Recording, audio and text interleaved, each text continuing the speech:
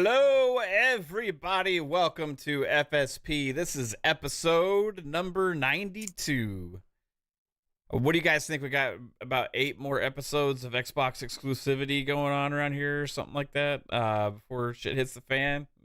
Maybe like 2. Maybe this is the last episode. Maybe it's Might the be the last last. episode. No, I'm just kidding.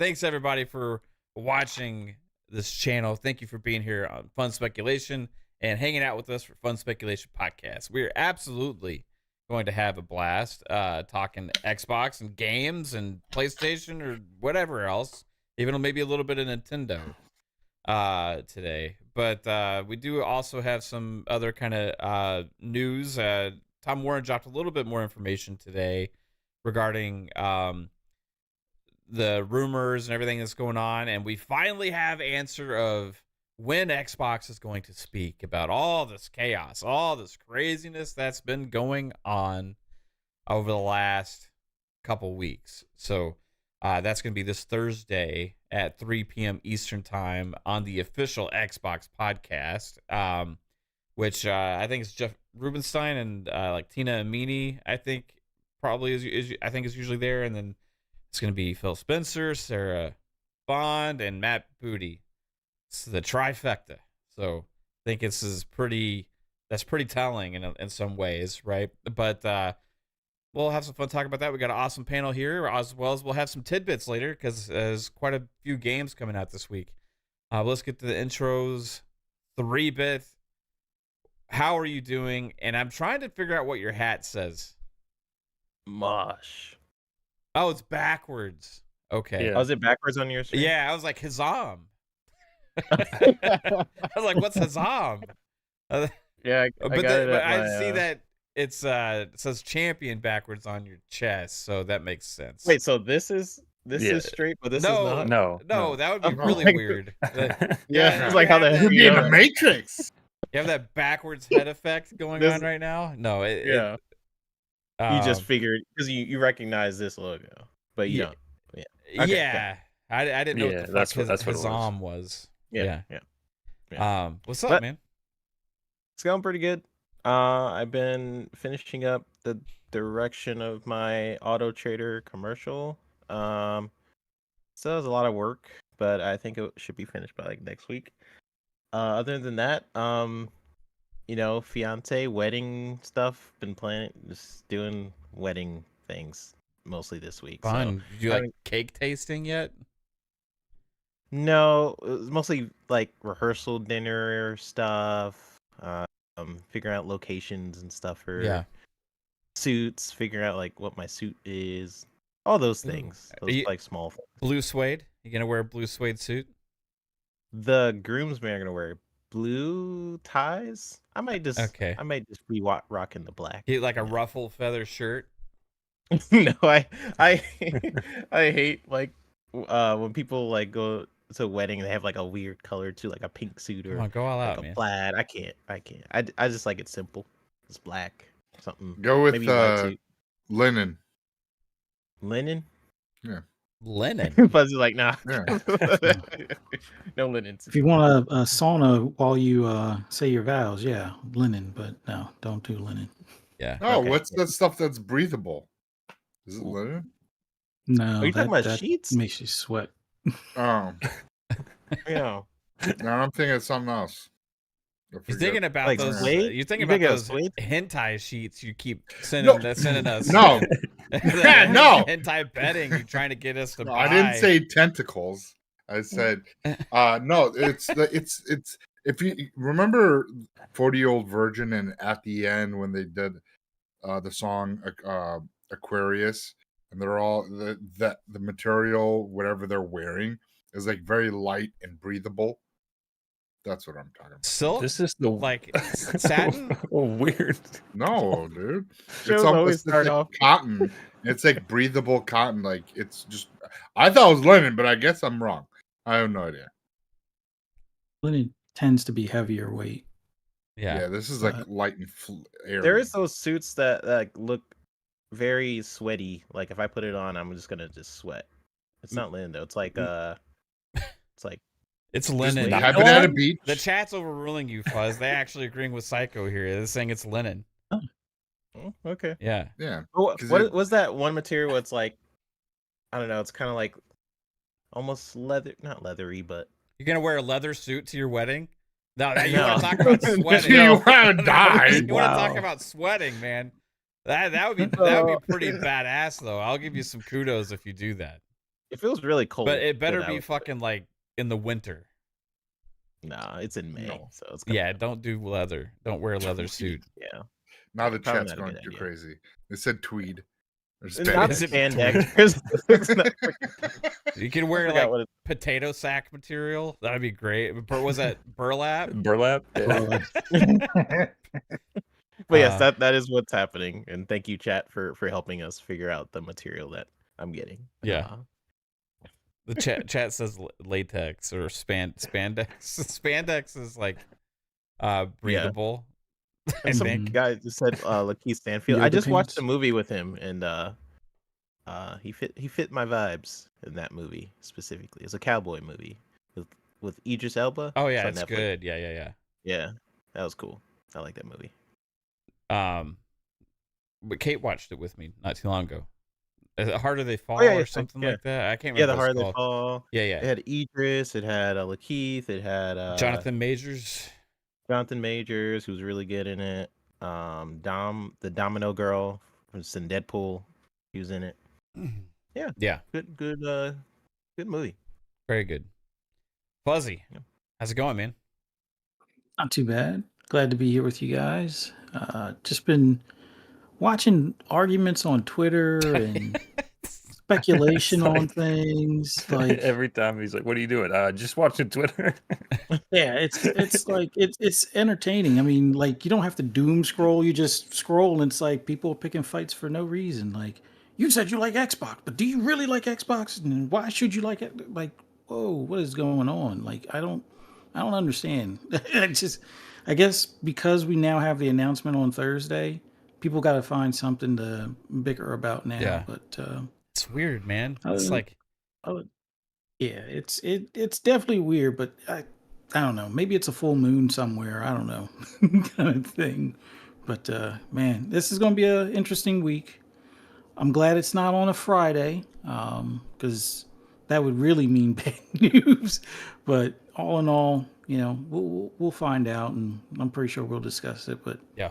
man, just can't wait to get into some of these topics tonight. Yeah. Thanks for being here as always, Fuzz. Jasper, how's it going, man? You've been watching the Twitter wars go on the last couple weeks as well. I mean, I'm not on Twitter as much as I think most people are here, but I've been watching. I watched the Halo show. I've been playing a shit ton of Helldivers. I got like over 30 hours into it. Yeah, now, so, man. like, Fucking that's you and kinda all I'm Steel up to. already like crazy numbers on it already. Do you like?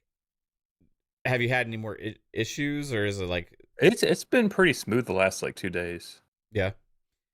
I noticed there's an update today. So The only thing that yesterday there was like I think server issues, but that was about it. Like yeah. So it's a fun ass game. It's really fun. Especially if you got some buddies to play with. Like it's hilarious. I accidentally vaporized Jasper out of nowhere. we were playing, like I picked up this arc gun and we're walking around and like we were shooting bugs and stuff. And then like I had it charged up, but I didn't use it because all the bugs were dead. And I just turned and I just let go of the trigger, not really thinking. And it happened to be Jasper was standing right in front of me, and he just literally disintegrated before our eyes. And it was pretty hilarious. But that game, it like can be so chaotic, man. It can be absolute fucking chaos, but the team killing can be hilarious at times when we do it on accident, but it can also be really annoying at times as well. But man, it's a really, really good, fun game. If you're looking for nothing too serious, but just really just want to have some good, Looks good like times. kind of what I want in an ODST game. Yeah. Like So I haven't played it yet, but I mean, they really definitely want to. take some inspiration from a lot of like things, right? Like obviously there's like Starship Troopers, right? There's Halo inspiration in there. There's Terminator inspiration. There's Star Wars inspiration. You know, like there's just tons of like, and they're not shy about it, right? They're like being like How was obvious. the performance in the? I guess I'm interviewing you guys because you guys played it. Like, how's the gunplay feel like? Gunplay's with that solid. It's really good. solid performance? Some different mechanics really there. The performance is great when the game doesn't crash. Like AMD users have had more trouble than NVIDIA. There's a couple settings I had to turn off to keep it from crashing as frequently. Pong's had crashing issues. I've had crashing issues, and we're both AMD, right? So, but fixing those settings for me helped. It didn't help Pong as much, though. Where's So, the reviews for Helldivers and Foam Stars? yeah, it's a good question. Damn. Like, But so IGN forgot like to do that. immediately. the weird thing is that they weren't complaining about it, right? For me, it's not weird that there's isn't reviews for it yet, because that should be the normal kind of case on a live service game. That's what they should do. That goes live when the game comes out, and that's when they start reviewing. The weird thing was them complaining about Suicide Squad, which is the similar situation, right? Yeah. So I don't Hmm. know why they made a big deal about that one, but they didn't speak at all about these two games. And in fact, also, there's other coverage on these games. They're not complaining about it being games as a service. They're not complaining about these games being live service. They're not complaining about any of that. Playing when it suits them, right? Instead, they're hoping that Suicide Squad kills the looter shooter genre, which inherently by itself is not even games as a service. They're just asking for a whole fucking genre to die because they don't like it. What fucking shitty journalism like that is. They're dad simulators. Yeah, it's just weird, man. But I actually see some like journalists realizing the contrast going on. I saw Paul Tassi's been critical of this game too, but I actually saw him post an article saying like how different the actual gamers that are playing this game view Suicide Squad view it comparatively to the journalists and the people that haven't played the game. Right? Yeah. So like he's at least acknowledging that there's a weird disconnection there, and hopefully they'll start to do some self-reflection about, you know, the agenda-based journalism and stuff like that, but is what it is. They're probably gonna rate or do the same thing with the next Hogwarts game too. For sure. We'll see. But so what that's would you how guys I'm rate doing. Oh yeah. I was gonna ask you, Jasper, like what you thought about the rating, but I forgot we're still in intro. Yeah, so we gotta say hi to Psycho. He's just like they're left hanging. What's up, Psycho? Sorry. Hi everybody. What's up, guys? It's fantastic to be here, and interesting to see how you know, we got some news this Thursday. We're gonna get Xbox's answer to what their future is, and some great games we've been playing over the weekend. So I'm almost finished with Grand Blue Fantasy. Short game, but fun. But I'm picking up what is it? Trinity Trigger. What's that? I haven't even heard of that. It's a JRPG. From what I was told, it's like one of the most amazing JRPGs that came out earlier. Was it last year?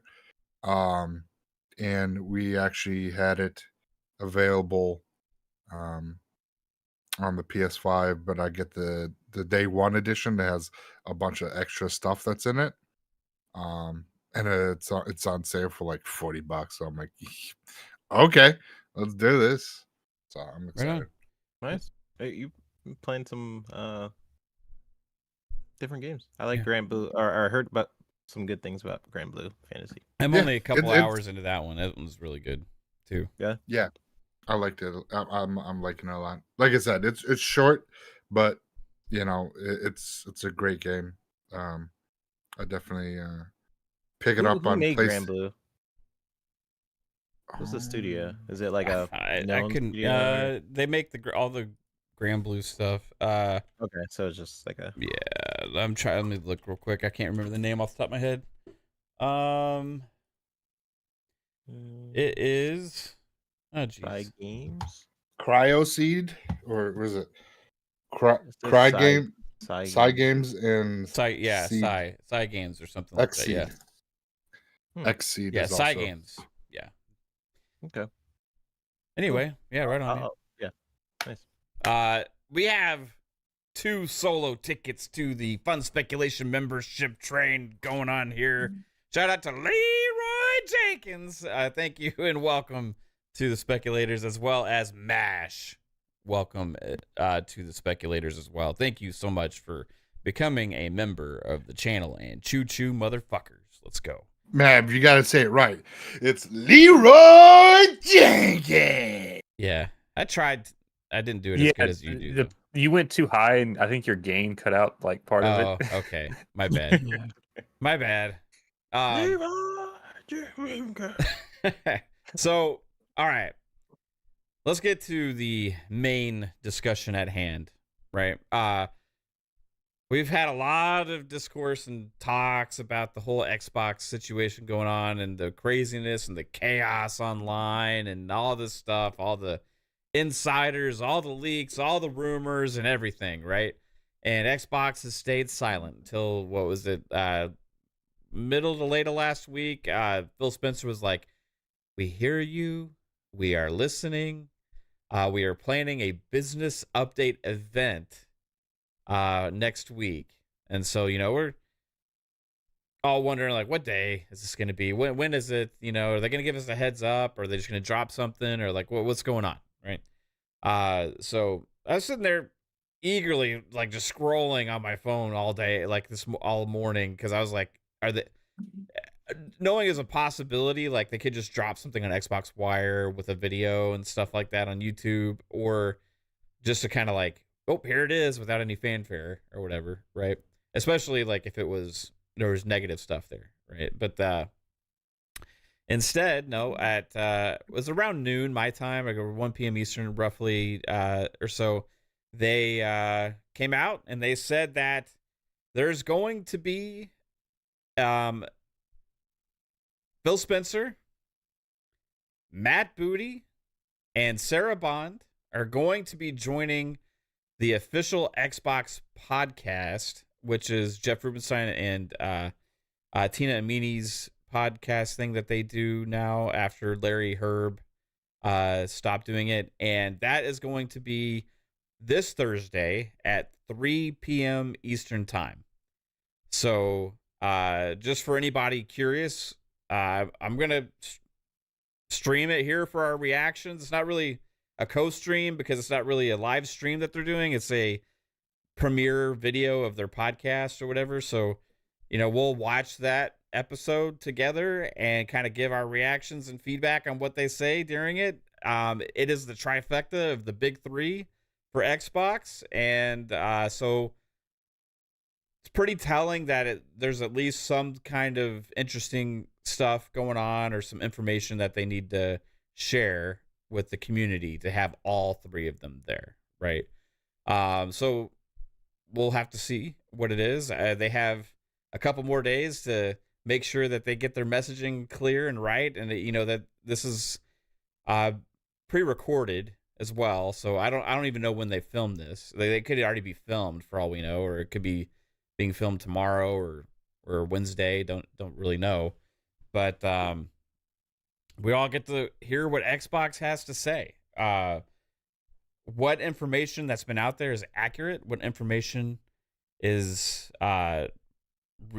reaching, right? What's what? And I don't think we're gonna get all the answers at this thing, but I think they do have some interesting things to tell us. So it's gonna be an interesting day in Xbox land on Thursday, for sure, because there's several people in the community that are very emotional about the rumors that have been going on. There's several people that are angry. There's people that don't care. There's people that think it's great. You know, the rumors that have been going on as well. Like people, runs the gamut out there, right? So whatever they do have to say, could potentially be kind of polarizing to the Xbox community, which is going to be very interesting. And I'm going to be watching more as like an observer to see, like, there's really nothing that they can say that makes me not like Xbox, to be honest, right? But it's going to be interesting to see what they have to say. So I want to get into this article first because Tom Warren, who is a writer for The Verge, and he's very good. I like ultimately like Tom Warren's one of the ones that I usually kind of look at. He's more like careful before putting stuff out there. Most of the time, he's isn't always trying to be first necessarily, but like when he does give info, it's usually more like with the due diligence behind it. Him right? and Schreier put like, well, Yeah. Schreier is kind of a scumbag, but if he puts something out there, then you know it's somewhat accurate. And he's been trying to kind of quell some of the craziness going on by just making everybody point to certain words like considering and all these kind of things that other people were ignoring, right? So, but I want to get to his article because he had posted this today, and that's on The Verge. It's Microsoft prepares to take Xbox everywhere with rumors of some Xbox games coming to PS5 and Switch. Microsoft gets ready to lay out its vision for the future of Xbox. Now, get to his article. Microsoft's Xbox business needs to get bigger. The company's Xbox Series S and X sales still lag behind Sony's PlayStation 5, and Microsoft Gaming CEO Phil Spencer has previously admitted its Xbox Game Pass subscriptions were slowing down too. He admitted that in 2022, a dry year for Xbox games, after Microsoft's big exclusive Bethesda game Starfield was delayed. Also, just as a side note, they also said that Starfield brought them more subscriptions than any other release, and that was after that. So, going back to 2022, a down year for Xbox doesn't really necessarily say a whole lot, right? But an Xbox Game Pass slowdown might be why I'm hearing that a number of Xbox exclusives are coming to consoles with which Microsoft usually competes. Sources familiar with Microsoft's plans tell The Verge. So that's okay. So when we say sources familiar with Microsoft's plans, do you think this is the same leaker that's been telling stuff to everybody else? That doesn't sound like anything new. That just seems like people kind of follow the path that they've already laid out, and there's like most of drawing conclusions from that. Right. Yeah. Most of the article seems to reiterate what's already out there. The only new piece of information that seems to be is Pentiment, like the almost the assured fact that Pentiment is coming, Hi-Fi Rush is coming, and Sea of Thieves. Those are like the three ones he hinted at that were coming this year. Everything else is sort of like a combination of rumors that seem to be out there, unless there's something I maybe skimmed over. Right. I think sources and like sourcing stuff is important. So like that's why I like, and obviously they can't tell us who the individual person is because the person, whoever it is that's leaking this stuff, is probably breaking NDA, right? So, sources familiar with Microsoft plans tells The Verge that the company is getting ready to launch a select number of Xbox games on PS5 and Nintendo Switch.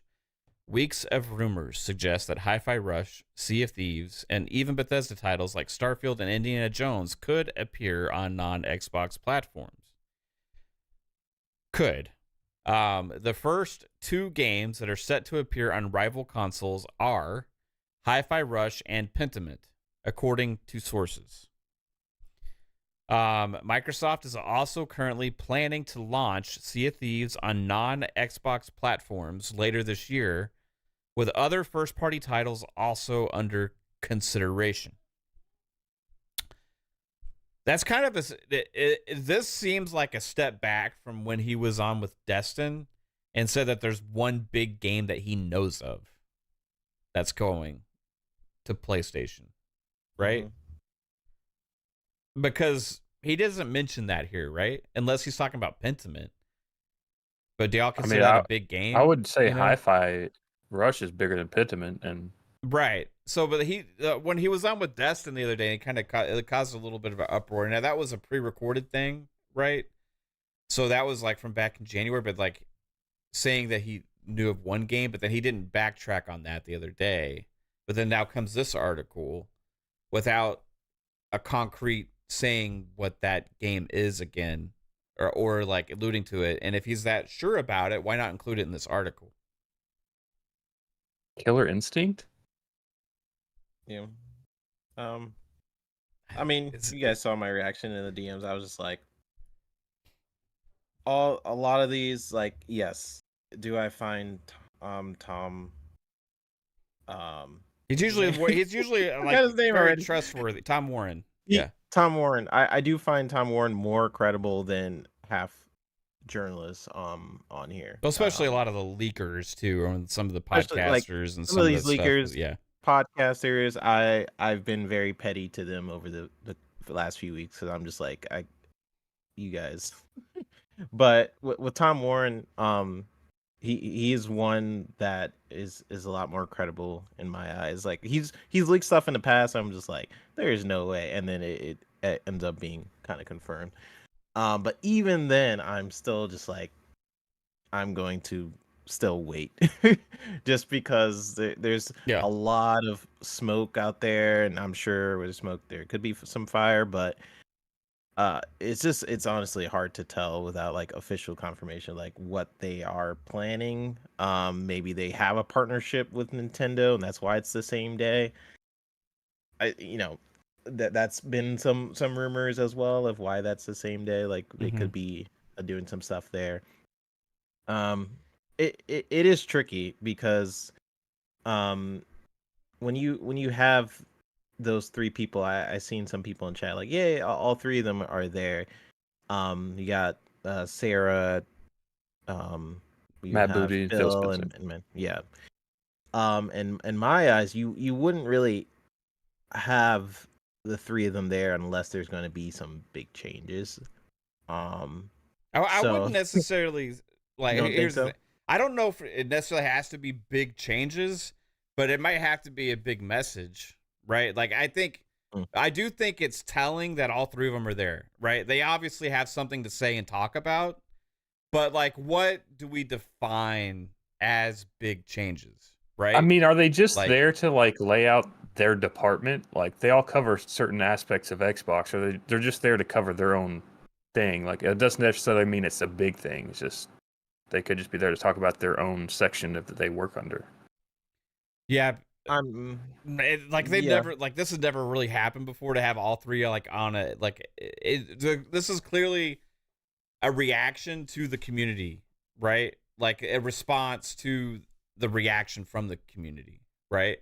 So like I don't think this was something where they are planned to have all three of them on the official Xbox podcast. I mean, that's never even happened before, I don't think, right? So like I'm sure they were planning to do it sometime this year, right? Because people have been waiting for an update for ABK, right? So and they were thinking there was going to be a roundtable at some point this year. So like that would be the counter, like, is if this was if this was about ABK originally, or like, and maybe that's what this was about all along or whatever. I don't know, but you know, when Phil said last week, like, we hear you and we're listening, we're planning the business update event, like that, and this is obviously this week. Like, I think like this is for me, it's obviously a response to the reaction from the community about these rumors, right?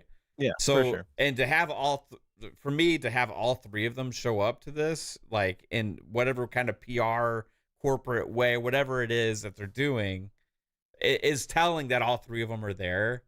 And not just one. Like, they don't want any, like, I think if it was just Sarah Bond, like, it'd be interesting. That'd be like more maybe hardware, right? If it was just that would feel like you're throwing her to the fire, right? I feel like. And you don't want that. Like Matt Booty being there means you can have some element with the games division, right? First party, ABK, ZeniMax, Bethesda, all of it kind of. It could pertain to that, and then you have Phil Spencer, head of Microsoft Gaming, which encompasses everything, right? So I think overall, like, there's something there. But I don't necessarily like. Well, let's get into like Tom Warren's article a little bit more because he kind of goes into that, right? He said launching Xbox games on PlayStation and Nintendo Switch is a seismic shift in strategy. Okay, so like, yes, but it's also not that drastically different. Just being honest, like here, okay, like yes, like if you take some of the huge exclusives you've been marketing and all that kind of stuff and put them on everything, especially day and date, yeah, that's a huge shift. But if you just talk about launching and putting games on Nintendo and PlayStation, like that's not really that different when you consider the fact that they have ZeniMax, Bethesda, and ABK, which also has lots of games on those platforms to begin with, and they also have other games that have launched on those platforms already as well. So, like, it depends on the games and the kinds of games, right? And I would argue that, like, Hi-Fi Rush alone isn't a seismic shift in strategy. I would say they've kind of done some like stuff like that before, you know, but like Ori and yeah, but if they're talking about now going forward, this is like a regular thing to expect, right? Then that's a shift in strategy, obviously, right? And that's something that I feel like they're gonna have to explain to a lot of people, but especially if the big games, right? It like you're talking about the Starfields, Avowed, Hellblade 2, Indiana Jones, Blade, right? All those that are like they use to like market the Xbox. Like if those are planning on only being timed exclusives on Xbox, then that's where like it's more of a explain the idea behind this, right? And where they're gonna come from. So, but that doesn't. I don't know if just all three of them there necessarily means that's set in stone gonna happen, right? Like that just means that like whatever they have to tell us is pretty compelling to the future of Xbox to me. And we don't know what that is. I see a lot of the people in chat mentioning like they're thinking it has something to do with Game Pass potentially. If they fuck with Game Pass, that's when you're gonna have a community uproar because I'm gonna be pissed off. No man, people like you see that poll the other day? No, people were voting against Game Pass in the Xbox community because they lost their damn minds because they're so afraid of games going exclusive, where people have created this one or the other fake ass scenario in their minds. It's like, well, the Game Pass is killing Xbox, so let's just like kill it and fucking just like start buying all of our games. Like, what? Like, it doesn't. It's like chop your hand off to save your leg. Yeah, like what? Like it just doesn't make any damn sense. And like that poll had like 60-something% in favor of just not putting Hi-Fi Rush and Sea of Thieves and stuff on PlayStation in order to make your it's not that serious, in order to keep day and date is like one or the other, or you lose day and date and Game Pass and PlayStation gets nothing, right? And I'm like, okay, that's cool, but like I want my games in fucking Game Pass, guys. What are you doing? Don't tell them this. Don't give them any ideas. I think that was PlayStation cats that were, kind of fudging the numbers. Well, I mean, some of that. One of the polls was from quite a influential Xbox community member that's been going around. I'll say that. Yeah. Yeah. But now there's a lot of PlayStation cats following that influential individual too. So. Yeah. So yeah, I have a feeling. I think with what they're gonna show at the event, we might just. I feel like we might get some hardware announcement for the future. I feel like they'll just say they're working on hardware. They're not going to tell you like what it is or anything because they honestly don't know.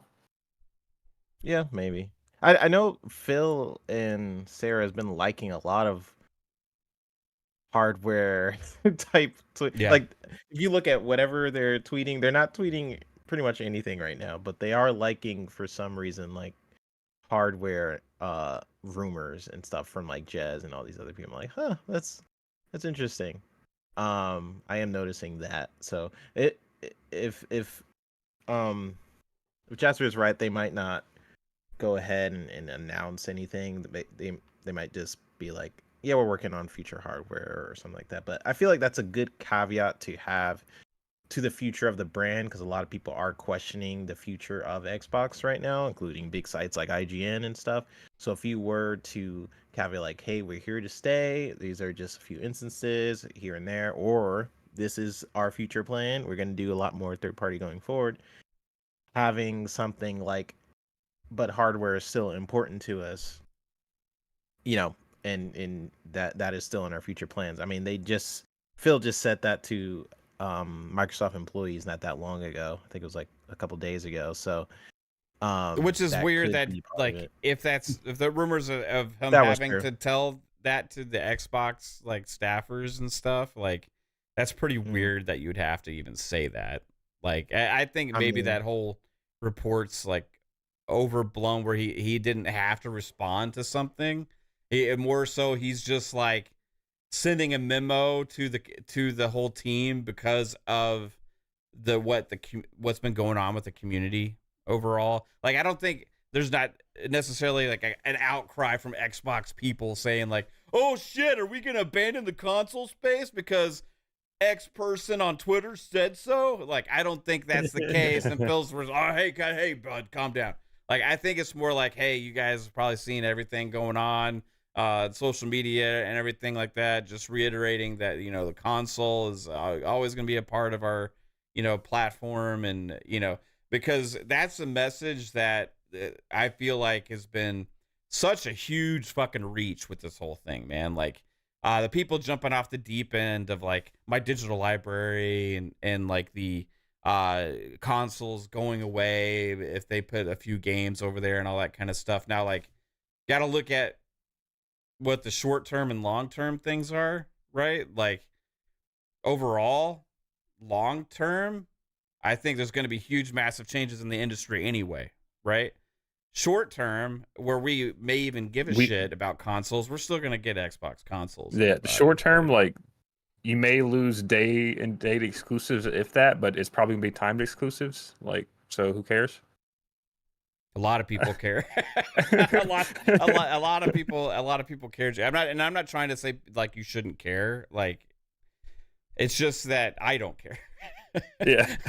but it's because it doesn't affect my personal experience or my enjoyment for gaming on the platform, right? But like I understand, like Pong's been making this case a lot too. I understand that people are emotionally invested with this stuff, right? And like really care, especially when people online have been fighting the console wars and stuff for like 10 years and stuff. But like Microsoft, their corporation, they're gonna make money and do what they think is best regardless of any of our feelings, right? They don't give a shit. At the end of the day, none of these companies actually fucking care about us, right? You can say some of the people are good people and like you want to rock with them and all that kind of stuff, but like at the end of the day, it's fucking corporations, right? Like they ain't here for us. They're here to make money off of us. Yeah, make more money than they did the last year. And like I think a lot of times, like sometimes people got to remember that. And like you can champion a brand, you can be a fan of a brand, you can love the ecosystem and all that kind of stuff. But like, and if they aren't for you anymore, they ain't for you anymore, and like you just move on, right? But like I think I've seen some people, what's been weird is like, if they do this, or even just because of these rumors, right, before they even announce anything, I've seen people saying, I'm now moving on from Xbox. I'm abandoning my library. I saw one person in a comment the other day on one of our last shows said, I have 1,200 games in my library. I'm abandoning it and going to PC. Because I can't trust Xbox going forward and stuff like that. And I'm like, okay, so you're worried about something happening. So therefore, you self-inflict that upon yourself now. When that's not the reality. You know what I mean? It's like, I'm so concerned about something happening in the future. It's like, I'm going to rip the Band-Aid off and say, fuck you to myself now. And it's like a pure kind of panic situation. It is panic, but you have to think about this is digital. So, I mean, theoretically, in this other, I'm not saying it will happen, but like not that long ago, this just happened with Crunchyroll and all their freaking services, right? Not saying this will happen, but people are more panicky because of the times that we're in, the sort of digital landscape of IP, of us not actually owning anything, people are, Yeah. you know, that's. But I my get that, but like you see what I'm saying, like if you're so concerned about something that happening in the future that you, instead of actually seeing that through or see if it's ever going to happen, which it probably won't, you're going to be able to have consoles for a long time and access to your digital library, all that kind of stuff. But like being concerned about that causes you to just abandon it now, which is the thing that you were concerned about being taken away from you. Yeah. That's the rationale I can't understand. Like, so you were so concerned about it being taken away from you that you decide that 1,200, this was an actual comment on one of our shows, that 1,200 games that you're invested in and bought is so, like, you were so concerned about losing them that you just lost them on purpose by abandoning the ecosystem. You set it on fire on earlier on. I don't understand that. I understand there being concern for some people, right? And I think that's Xbox's job to reassure everybody, right? That's why we talked about this last week, I think. Like at the whatever this event is, right? I think their number one message should be hardware and library. If anything, it's not going anywhere. If anything, I would be more concerned now over the digital stuff because of the reaction to this. Because Microsoft was pushing the digital thing, and now they're gonna have to hold back a little bit because of the outroar. So like you just self-inflicted more damage to it because you were mad. Like they were trying to push the digital era forward, but now it's like, well, people don't like it, so we gotta just stop those plans. Same way with digital trade-ins back in the day, like in 2013. Because there was uproar, you damaged it, so we don't get that. I mean, yeah, I mean, we always talk about like how Microsoft is very forward thinking to their detriment a lot of the times. Like with 2013, a lot of those features would have been so cool to have nowadays, but people didn't like the fact that it's always online. But now people are, I don't even say it's warmed up to the idea. I think people are just more used to the idea of always being online and all this different stuff. It's just, I mean, it's still, every time a game comes out that's like, you can only play it online, it's always a fucking article is written. It's like, this game sucks because you need internet. And it's like, yeah, welcome to 2024. Yeah, this is the future. Well, part of the problem has been explaining or giving the upside of things. Like they focused on the DRM, they focused on the always online. They didn't focus on the byproduct aspect, like being able to trade in games, sell games. If they had just pushed that message, that would have probably overrun the DRM always online aspect. Because at that point, I think maybe digital was like somewhere between 30 and 40%, if that. A lot of PS3 people were starting to become digital. So around about that time, digital was starting to catch a little bit more momentum. But like now with it being 80-90%, it's a whole different ball game where we still don't have the ability to trade, sell, or pass along digital libraries. But I know from my standpoint, my concern would be if these changes affect Game Pass, that's a whole different discussion. But for me too. If they go this multi-platform route, for me, that effectively kills me buying any third parties on that platform moving forward. Like all third party would be Steam.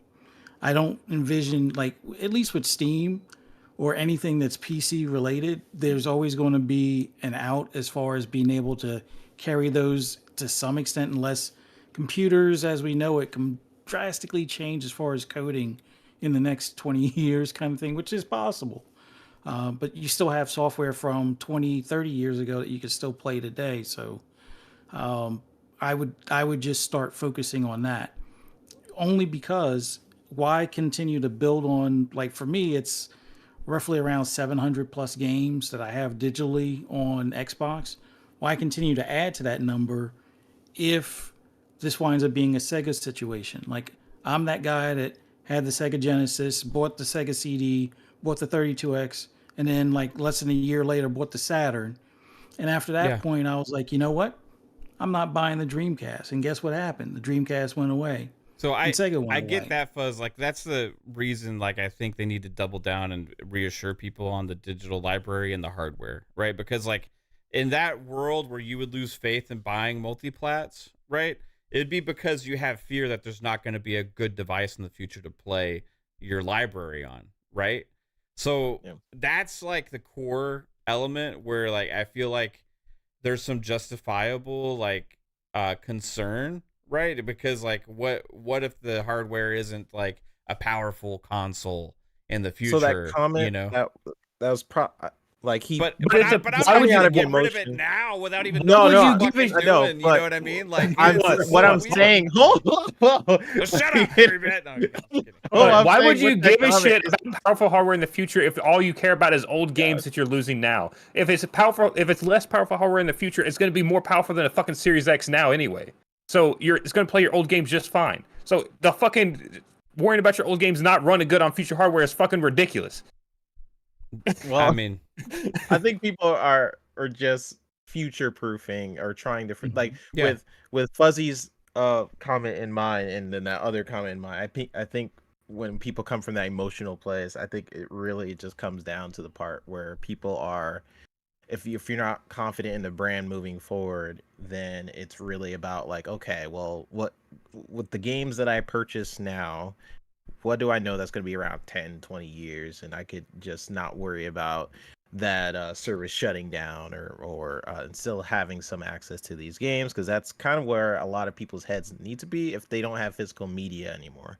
yeah. If you don't have physical media anymore, and digital is a new thing, I'm okay with digital being the new thing. I'm perfectly fine with it. I know some people don't like the world going to digital, but listen, I don't want to get up, put a disc in anymore. I'm done with that. And why I'm do you fine. think Microsoft is trying to evolve or Xbox is trying to evolve their brand to be on multiple devices? It's about they don't- it's about the ecosystem in the library. Like, that's why I have zero Make it- concern Yeah. I understand people being I have zero concern personally over like your digital library and ecosystem going away, because like, yeah, I just look at the reality of the situation over what they've done in the past and what they've been moving towards, right? Like, and for me, it's like, okay, they're the ones that have backwards compatibility across all generations, right? Nobody else does that. Xbox does that.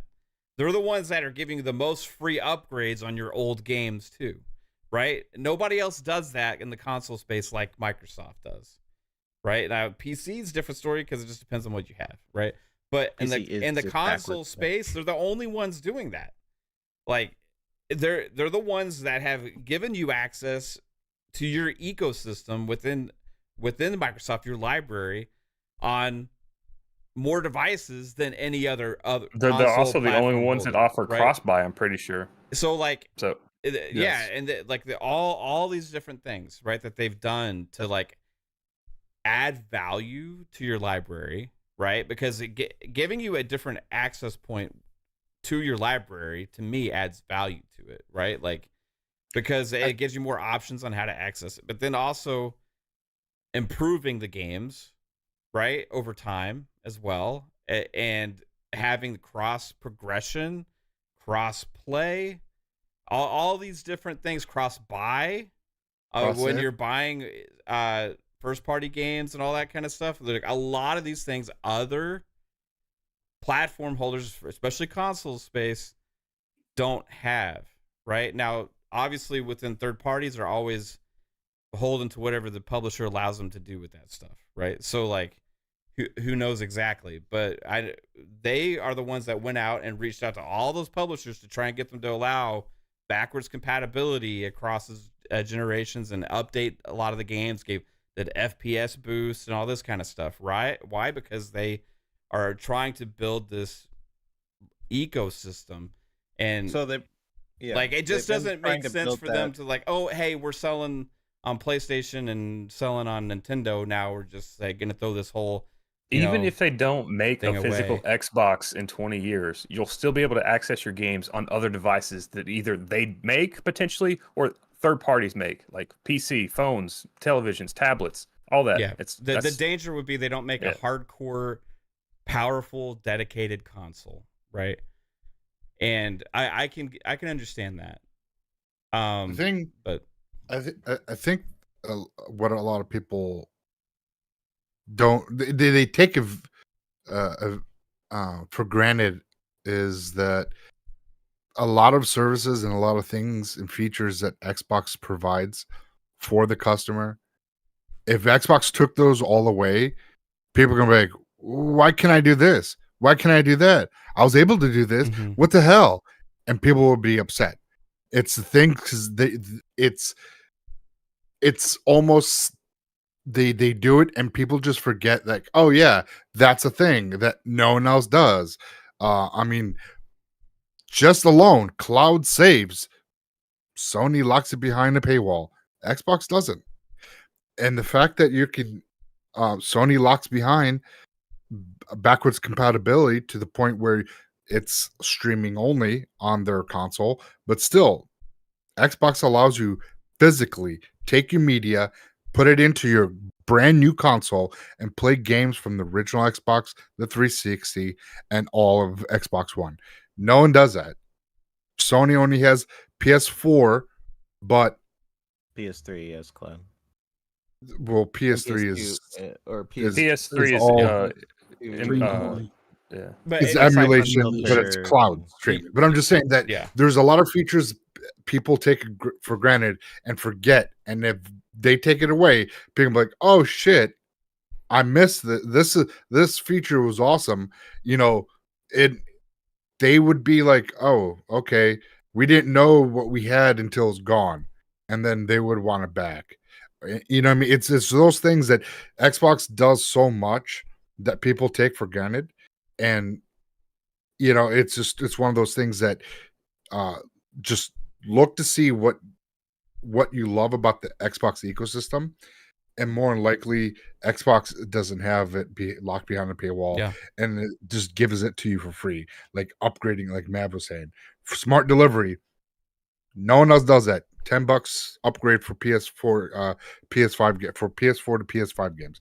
Shit like that is like, Yeah. they're not nickel and dime you like that. So they have to, you know, if they got to put a smaller title on another platform, I guess that's what the reality is. Well, I don't think Unless they you have want- to. They just fucking Well, want to make them money. They I want to feel make, like, but if they did what Sony's doing, people will be fucking so irate. Yeah, And I'd be like, why the fuck you charging me? Why the fuck am I no, gotta that's get true. Sony's Xbox doing what Game they Pass, do because and of their that's the market issue that- position. Like Mhm. Yeah. the reason why Sony can get away with nickel and diming people is because people are like, well, that's where my friends are. That's a PlayStation. So like, even if it's a worse service, Yeah. that's just the consequences of Xbox being where it's at. Like Xbox feels like they almost have to do certain things to basically like look, we have all these features, and Sony basically are pushed to do a lot of this stuff to give people options, because like Xbox is doing it, and then Sony like a lot of Sony people don't speak out on a lot of issues and until it's like a major problem. And it's like interesting, right? When you're saying all that stuff, like Xbox has all these different features, yet for some reason this media perception that Microsoft can't be trusted despite offering all these different features, backwards compatibility, having go ahead. I want to cut in there because, like, to Fuzzy's point, like into the comparison where you were saying you're gonna start going to Steam more, right? Mhm. That's PC. That's a PC storefront, right? And like that's so like in comparison, like consoles inherently versus PC has always been more of a question mark, right? Because like you look at Nintendo, we don't even fucking know if the next Switch thing they're coming out with is going to be backwards compatible. There's like, if people are like, is it going to be backwards compatible? Is it not? PlayStation, you know, you can't trust their asses. They won't even let you use a fucking PS4 controller on the PS5, right? Like and just because they block it. And then also their backwards compatibility only goes to PS4 unless you pay for an extra tier of the gaming subscription where they allow you to console stream. Like they're gatekeeping things behind paywalls, like clouds. So like as far as a console platform, which Xbox was more so than now they're going to more play anywhere thing. Like comparison wise, who are you going to have more faith in a digital library?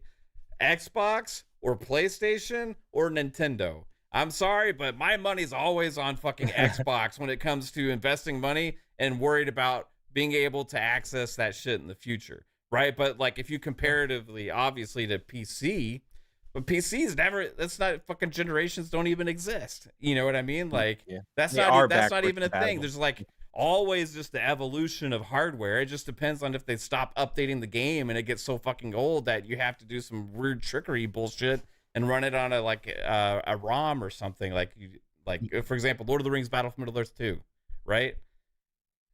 You can't just like download that game and play it like from a store. You have to go get it from like a site, and you have to go and like download a ROM and shit and like play it that way. Like it's just stupid as fuck, right? But like if you own it physical on the old 360, you can play it that way, you know? But like overall, like there's always that with consoles, you know what I mean? So what's weird is people seeming to have no faith in the Xbox storefront going forward because of the rumors, when it's like literally they're going to make another console, right? And how many more PlayStation consoles can we count on, right? How many more generations can we count on for them as well?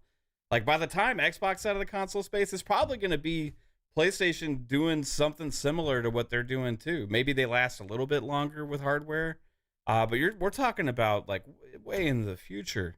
And if you want to tell me who I'm betting on today, as far as access to a game I'm buying today, 10, 20 years from now, if I had to make a gamble and I'm a console gamer, I'm fucking taking a gamble on Xbox and not PlayStation or Nintendo for my access to my games, right?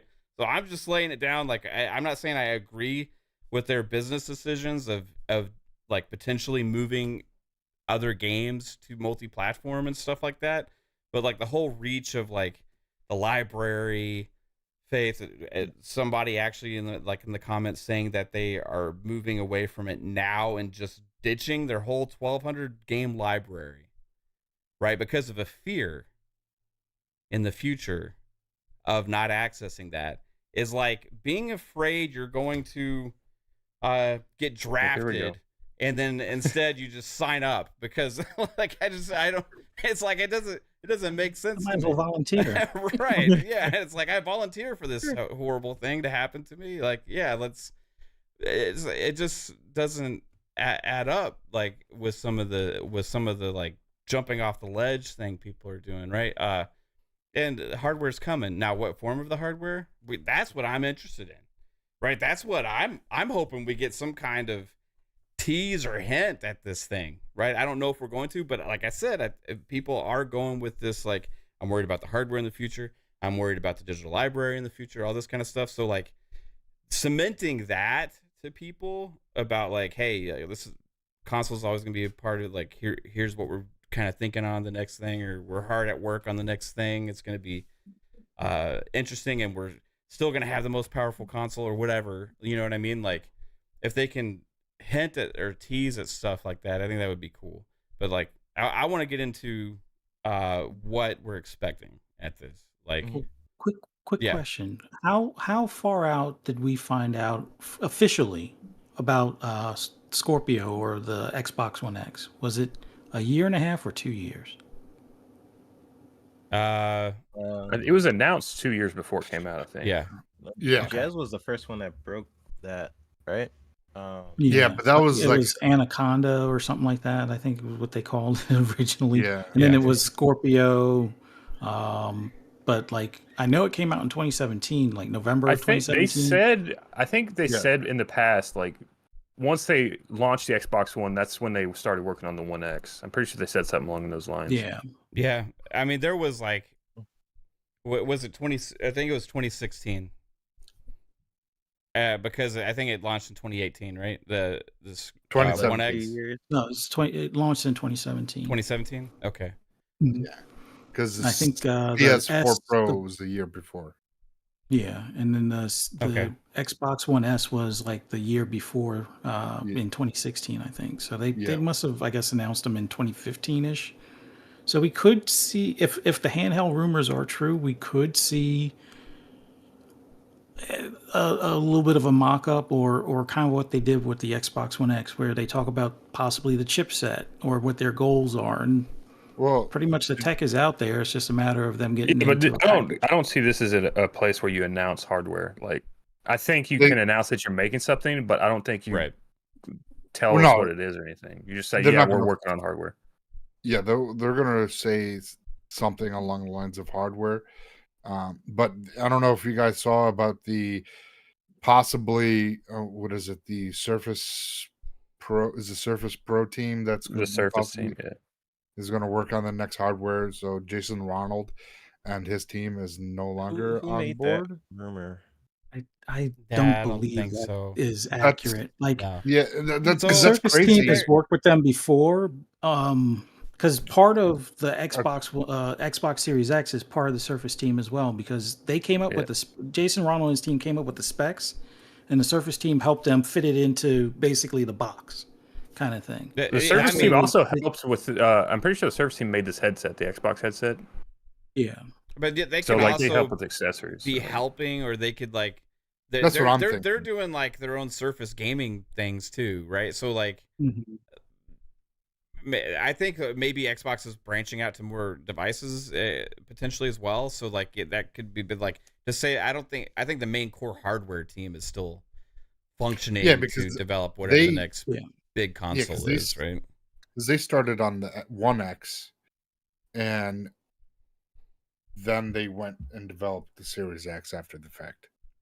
So if they worked on One X for about 4 or 5 years before announcing it, we're about that time where the next hardwares are already in development, are indeed, because we're about that time in 2026 is, I'm still sticking to that's when we're I going to think see that's too soon. I mean, the because next last year generation. they were supposed to make the decision on AMD or ARM towards the end of last year. So Yeah, but I think in 2026 we'll see, because if they go outside of AMD and they go with ARM, um, I don't know, where they're gonna go processor GPU wise. But at least with Nvidia, AMD, they at that time uh, it's gonna be they would. RDNA I think with the 5 ARM and decision, that's for the CPU. That like, Ryzen. yeah, because the GPU I still think would be AMD at that point because they're still wanting to use RDNA like 5 or whatever was on that roadmap. Yeah, RDNA 5 will be at that time, but that will give them enough time to develop the console, have the tools, and not be in the case where they were this generation, where they waited the very last minute, and developers still really don't use it because the other hardware is not using it, so they're just doing what they can. But I think once with PC, when they start using, what is that, um the fucking direct storage, when PC starts using direct storage, um I think the current hardware now is more than suffice to carry them until, if it's 2026, they come out with a new console, or if they do wait an entire year for 2027. But I'd rather them see it earlier than later. So this way, they can get a year or two ahead of Yeah, PlayStation. I think the only way they speed that Yeah. up is if they're going to start ending the actual console cycle, and then you start getting consoles every like 3 years. Like I think that's if it comes out in 2026, I think that's the new route for them. Is just to end a Crazy, console generation period. crazy speculation. What if, and this it doesn't. I don't know if it's not gonna be true, but like, what if they went the Nvidia route and It's too expensive. partner. I know, but let's just hear me. All right. So what if they went the Nvidia route, and then because Nintendo's going to NVIDIA out, and then that's their partnership. They do some weird hybrid. That's not gonna happen, but imagine that'd be interesting.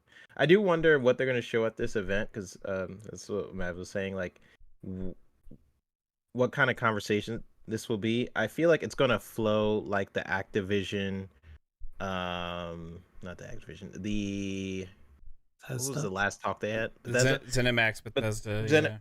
Yeah, the ZeniMax Bethesda, where they kind of just talk about future plans. This is a business event, right? So they're going to have at least some information on the future of Xbox, and what that means. And if they have to show hardware earlier than intended, I feel like it's possible they might do that here.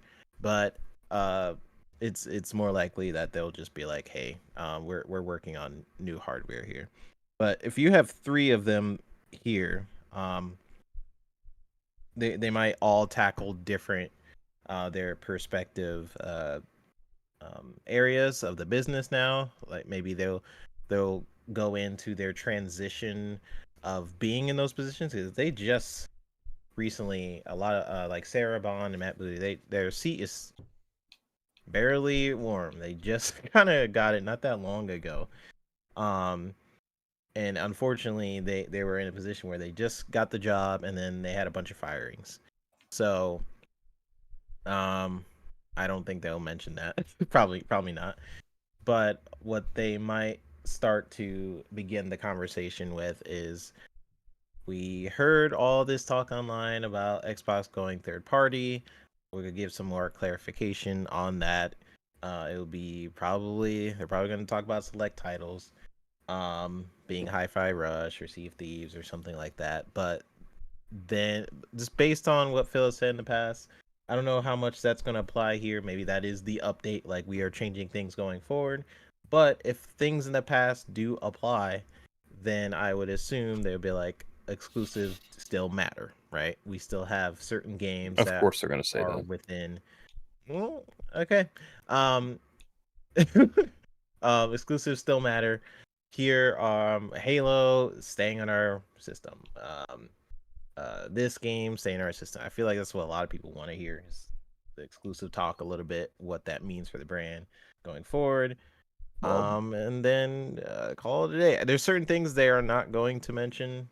I do hope they do get into ABK a lot, actually. Yeah, I think that's probably what me too. Matt's subject is. He's going to talk about how they incorporate that. Yeah, because I really, I'm just curious. Like they've been, ever since they bought them. I understand the FTC is just kind of on their back, but FTC can't do crap. That's how I kind of see it anyway. They've literally been reaching. Yeah, they're fucking just wasting all of our tax dollars. Thanks. Yeah. Like honestly, but like, yeah. Getting back into the hardware stuff real quick. Yep. So Jason Ronald back in September had got a new title. And this was September, which is around the time of ABK, right? Now, I remember they kind of started transitioning things after, and people got new promotions and new titles and all that kind of stuff. I don't remember exactly the timeline, but I'm sure kind of fits in line somewhat with this. Like Sarah Bond was promoted. Phil Spencer was already CEO of Microsoft Gaming, I think, but like, and Sarah Bond got put head of Xbox. Matt Booty had ZeniMax Bethesda put under him. And now he's named a new president for Blizzard recently. But around this time, in September anyway, Jason Ronald went from partner director of program management, Team Xbox, where that was his position for 5 years, 5.5. And presently, what he's been labeled as for the last 6 months is Vice President, Xbox Gaming Devices and Ecosystem. So, okay, it's interesting that, okay, so at gaming devices, like, while obviously, you have Xbox Controllers. One, Xbox Series X and S, and controllers, all that kind of stuff, right? But more of an overhead view over all devices that are accessing the Xbox ecosystem, because like and ecosystem as well, right? Like, so I'm wondering if he's really, and that in the last 6 months they've been really working on potentially whatever this future vision is, right? Whatever this next iteration or evolution, because it's around when ABK became finalized, and we know ABK like accelerated things, so all of a sudden it's like, okay, let's fast track this process. I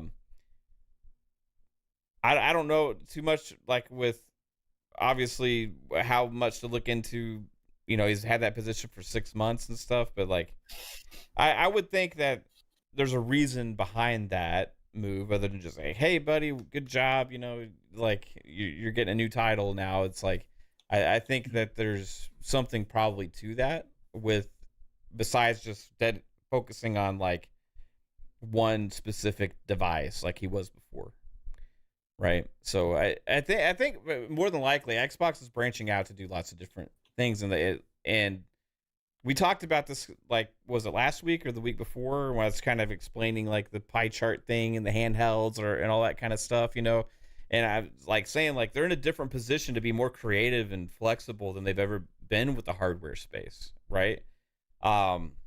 So it will be interesting, like, if we actually have a hint. I don't think they're going to say, we're proud to announce that the official Xbox podcast, here it is, like the next handheld Xbox or whatever. I think they might say, like what Jasper said, is like, yeah, we're hard at work on the next Xboxes. Jason Ronald and the team, they're like working on some really innovative, amazing stuff, like in the space. And I think you guys are right. Like, Matt Booty, he's going to talk about more ABK stuff and the games. Sarah Bond might talk about partnerships and things like that, as well as like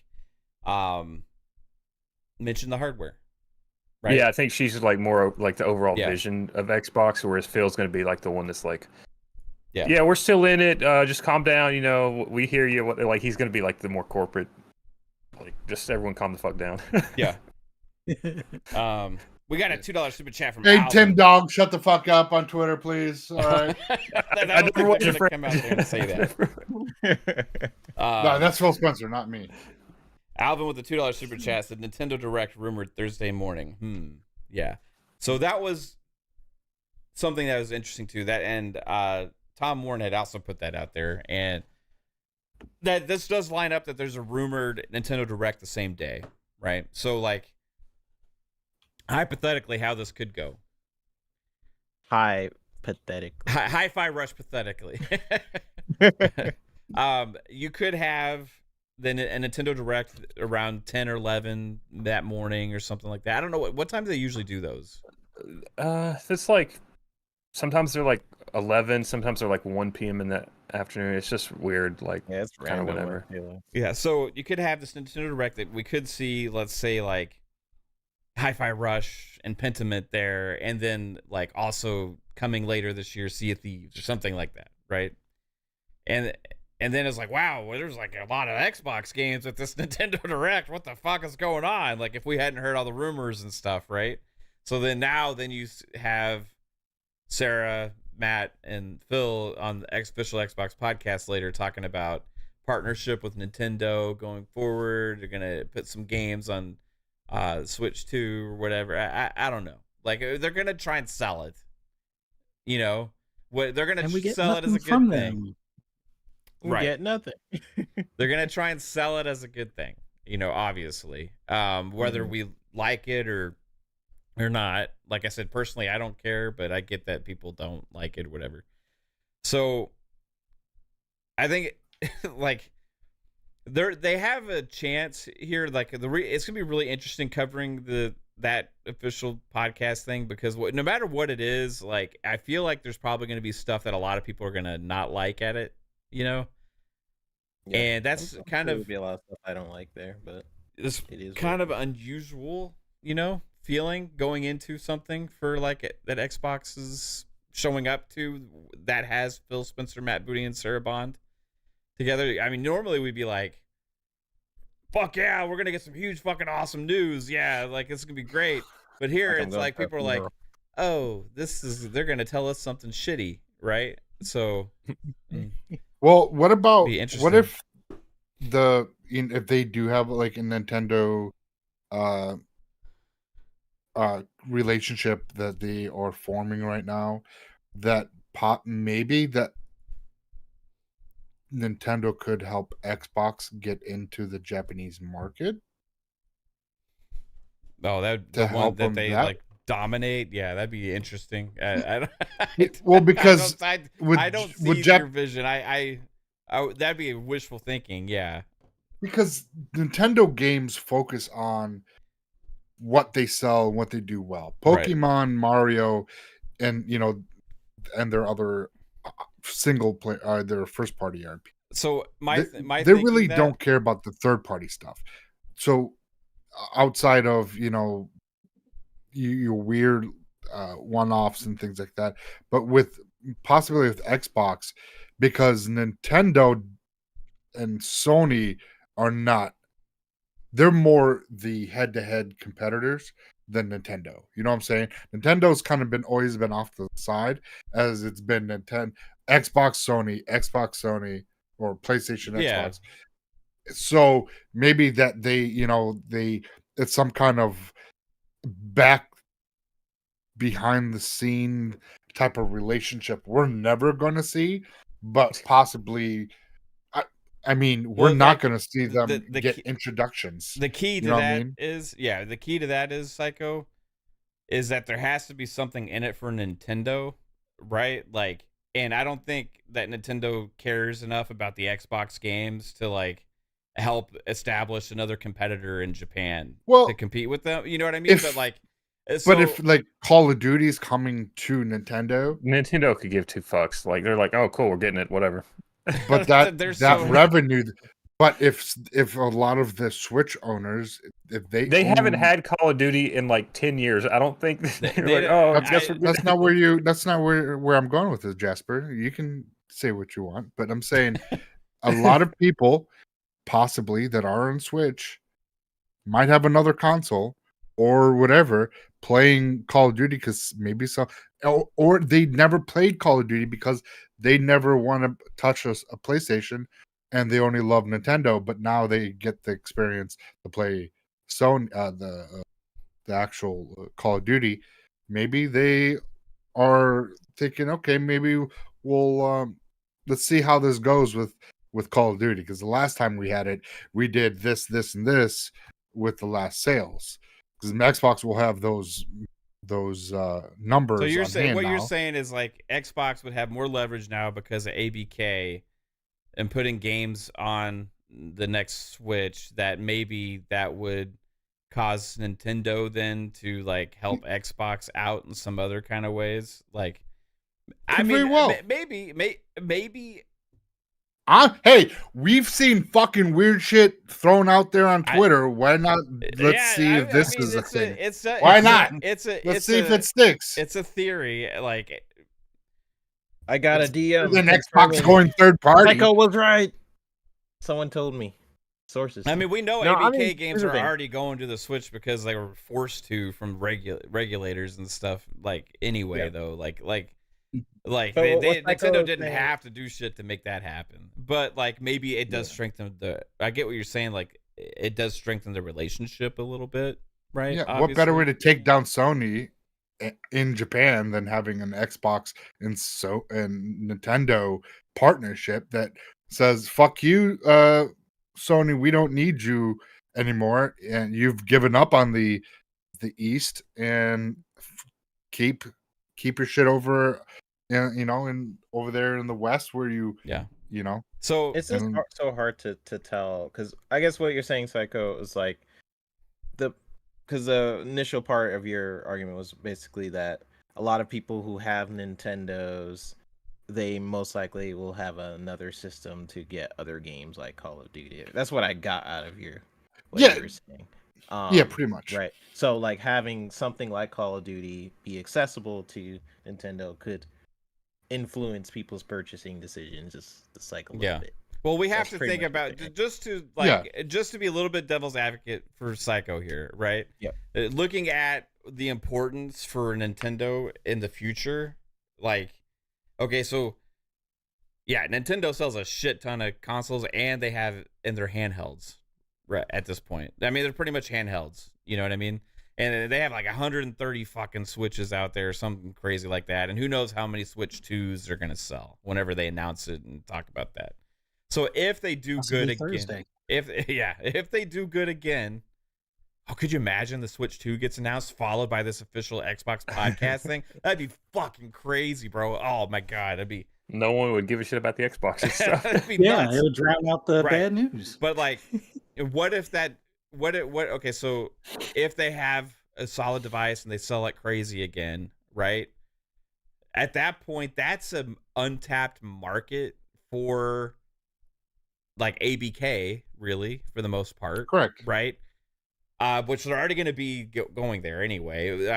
But like, as far as what Microsoft could see that as potential, you're talking about another potential 100-something million devices in the future getting access to your games, right? Correct. So that could also be why they're thinking about partnering more with the Switch on their other games too, because yeah, like Xbox, as far as the console space, is more of a direct competitor to PlayStation, but like Nintendo's that other market, kind of like you said, Yeah. right? But if they Yeah. can kind of have that as an extension, kind of like they do on PC with Steam, right? Like to this other space, but then still have their own dedicated one. Maybe they do their own handheld as well. That probably isn't going to sell as well as a Switch, but it's going to be more for the enthusiasts, the Xbox more core enthusiasts, right? Like, During the It'd be FTC interesting. case, we all thought that if Call of Duty was going to the Switch, because they pretty much have to, they had Yeah. the contract that they pretty much publicly like, look, we're partnering with Nintendo. A lot of us basically speculated that this Call of Duty is probably not going on this Switch. no, it'd be the Switch 2. It's like goodness, because Switch is such a, I'm sorry, it's such a trash console for Unless it's graphics. Call of Duty Mobile. Yeah, I guess if they do more of the Call of Duty mobile type game, then I guess, or if they went the cloud route we speculated on, and I think they said it's not going to be cloud, or I can't remember the conversations on whether they would do Call of Duty on cloud or not. But I mean, we always kind of speculate like, if they did do Call of Duty, probably on the Switch too. So this could be sort of that. I don't know. This sort of if you're having a Switch 2, people are going to look at your launch games. That's such a good opportunity to have something like a Sea of Thieves and stuff on there. So that could just be that case by case they're kind of going for. Even And though, then- like, Even then, still, like, no one's gonna like buy a Switch 2 and be like, oh, there's Sea of Thieves. They're gonna be like, oh, there's a fucking new Zelda. There's a new Mario Kart 9's out. Let's fucking play that. yes, I mean you're not wrong. People love the Mario games. But I'm curious how it's- some of it's those other still games sell on Switch that we don't ever hear about. You know, Third parties are usually on the high end, 3 to 5 mil. So like your Bayonettas, things like that are not first party. It's 3 Even to I 5 think mil. Mario Rabbids was like 3.5 or 4, something like that. Yeah, the first one did better, but the second one didn't do so well. yeah. I know like eventually there'll be like Diablo 4 will be on the next Switch. Like Diablo 3, I have it on fucking Switch now. Yeah, I do too. I bought that game on every fucking thing I could ever buy it on, I think.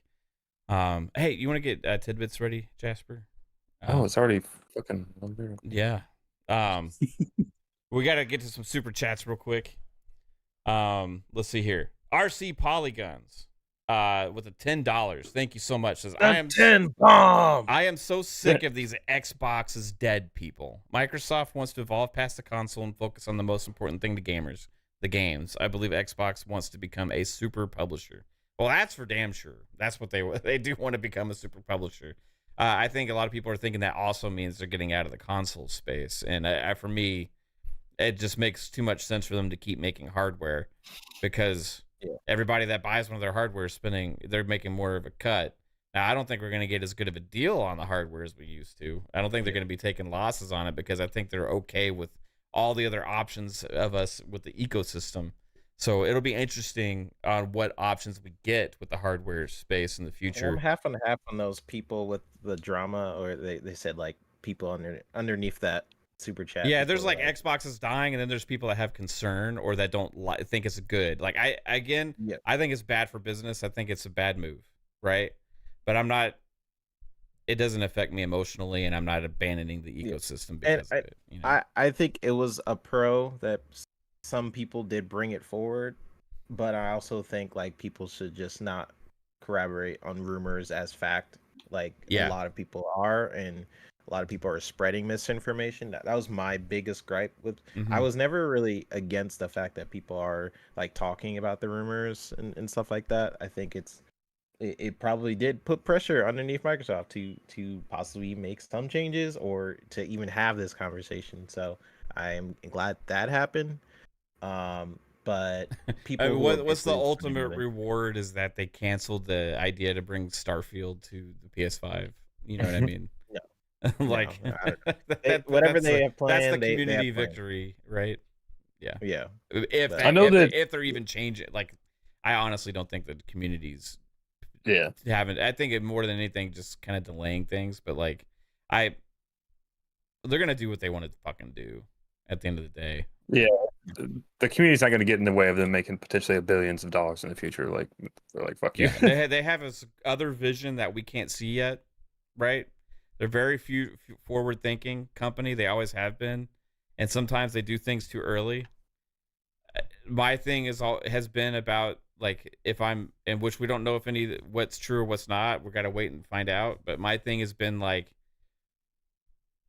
it doesn't affect me, so I'm going to just keep playing because I just like to play on the devices that I enjoy to play on. So like that's what matters to me, you know. But judging it from like a business move, like it's not what I would do, you know. Like I don't think it would make I don't think it makes a lot of sense. Like I think that they're selling themselves short about the potential growth they could have in the console space. Or they even really got into their plans. Because they're seeing like, oh, this is what they think the market is, and they think this is this and that. But I think they have. I mean, honestly, I think for way more gains. I think they see it as they were too late for that to matter anyway. So they might as well move on and make the next vision that they see if the future's going anyway. Yeah, but I think if they do put like games like Starfield or like Elder Scrolls 6 or like other things, even if it's 6 months later or whatever, other platforms like. If you are a gamer that is patient, doesn't get FOMO, and you're just looking for one console or whatever, you're just gonna buy what you may think has everything, right? I mean, they had a bump just in Game Pass for Starfield, like people were saying earlier. So, like, that's just an example. But like, bring people to your ecosystem with exclusives. The value proposition they have combined with the amount of exclusives that are about to drop over the next few years, right? Like, they're gonna have like shit ton of games, guys. Like great big fucking shit ton of games. Like a lot of great huge games. And like that is powerful when it comes to that next generation, right? But not if all those go somewhere else too, right? So ultimately, does that mean they stop making hardware? No, that's where I don't necessarily care, right? But I do think they're leaving. They're leaving potential dominance on the table. It's hard for us to say this because like we don't have like the internal numbers, but I'm sure they've looked at this before, and even Phil said it's like Starfield's not going to bring that many people over. So like they've seen the numbers that when they do have a big exclusive that's popular, like it doesn't bring people over. Like so they've seen this, they've ran the numbers. Like this is the route they're going down. But they had momentum, and they were actually gaining ground, and like 2022 fucked them. Big time. Yes. Like they lost the mind share, they lost the momentum. All of a sudden, all the bad press and the bad media came back. Then the PS5s got in stock. They didn't have enough Series X's and S's at the same time. They fucked up in 2022 in more ways than one. How could they not have enough supply for the demand? Number one. Number two, you had, well, not necessarily all their fault because they were playing catch up, all these kind of things. You had COVID and all that stuff, but like to not have any big games for an entire year after you're gaining the momentum, like set them back, right? Now we're on this fucking like roller coaster of awesomeness, like last year and going forward, but you're already at this like the most hardcore adoption like has happened, I think, over the last couple years, and there was a lot actually. Like PlayStation gained a lot of fucking ground in 2022 because they had all those games hitting, and then I think there's more to it at play too. Like media takes a part into this, like all that stuff. But wait. Well, I mean, I'm not Phil or I'm not these people, but the reason why I feel like they should just wait for these plans before even deciding to put all these games on their platforms.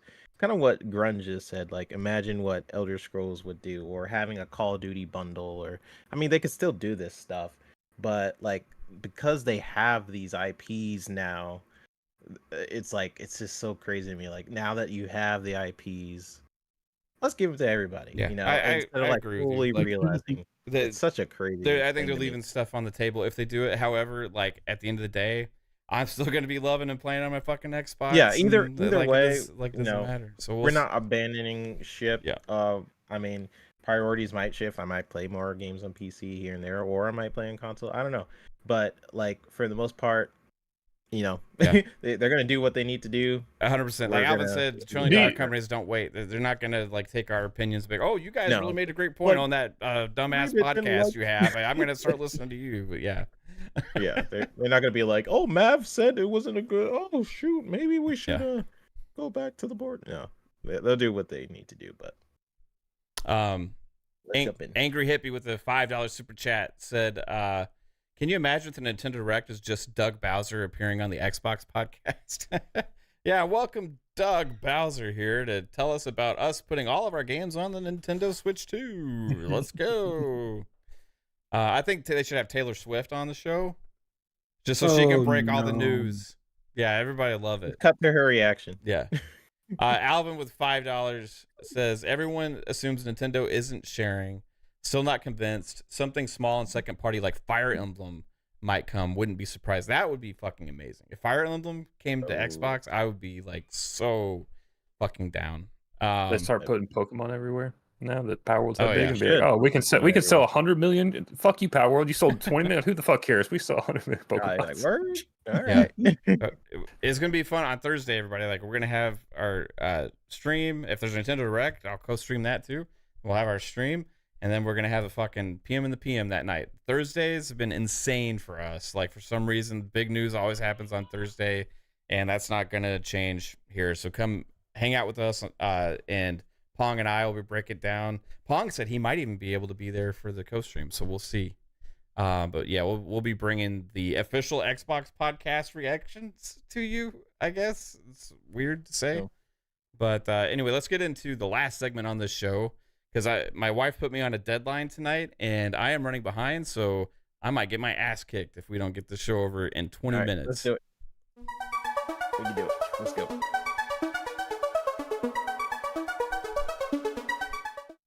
This is Tidbits, a segment where we look ahead at the games releasing for the week. And this is a pretty big week, so let's get into it. This is Banishers, Ghost of the New Eden, coming to PS5, Series X and S, and PC this Tuesday for $59.99. To those who don't. There is no love, only betrayal. The wall between the living and the dead is under threat. You, it seems, have a part to play. The Plague Tale. Our fate are in the hands Is there any of others. reviews for this yet? Not that I've seen. This nightmare chose New Eden for a reason. I'll do whatever I can to help. If help we can, No. the nightmare will end, and Red and I think it's shall more be like free. dialogue choice though. So I may have my resurrection. We'll kill people forever. This is sitting at an 82 on Face Open the Critic. choice. If you have to come back, this is when it Nice. starts. It's my type of game. Do we kill? I will have to pick this up. Or do we part I finished forever? Suicide Squad, so We must decide Maybe- now. this will be my next. Is this came out today? Life to I think so. death to the dead. Supposed to be for Tuesday, so I guess in like the next few minutes somewhere at midnight It should be available. I think it's $60. Is that right, Buzz? Yes. $59.99.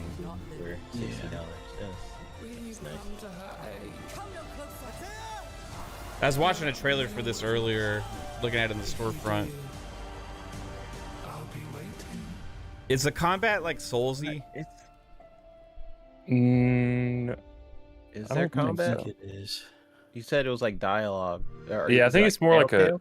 It says it's an ARPG, so. Oh, this is Dragon Quest Builders, but it's finally coming to PC. I think it's already been on PS5 and Series X and S, but PC finally gets it. No, there you go, $27.99. Yeah, this is the first Dragon Quest game I've ever played.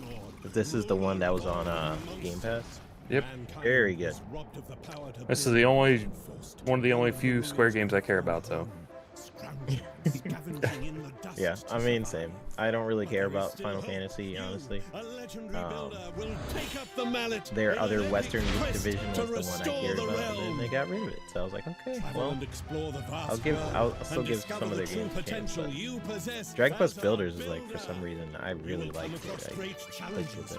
It used to give me Zelda meets Minecraft vibes. Yeah, this is the first one. Which one? Is this the one I played? Because everything you do brings hope to the people of Alefgar. I think you would like it, Fuzzy. Maybe. I know you can't tell it from the trailer, but it's actually it's an addicting game. It is, yeah. The trailer, I don't think it does it justice. Maybe it's because I don't know, but you should play it. Tell you what, this is a long ass fucking trailer. It seems like, is it? Yeah. It's only 2 minutes, but it's for some reason it seems so much longer. That's because Kate is gonna beat you up. They're shipping it on a Switch, but this is supposed to be the PC version. Yeah, the link you sent was the Steam thing, and you can't do that to Discord. So I just found a trailer real quick. And... okay.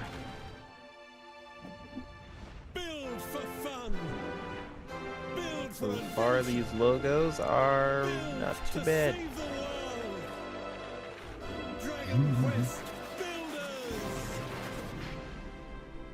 And the Builders looks a little. It's not bad. It's not So bad. is it 2 that's coming to PC, or is it 1?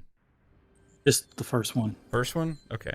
Yeah. Why wouldn't they? That doesn't make any sense. Anyway. Right, this is Islands of Insight, coming to PC this Tuesday for $29.99. Ancient wonders and natural beauty. Islands of Insight.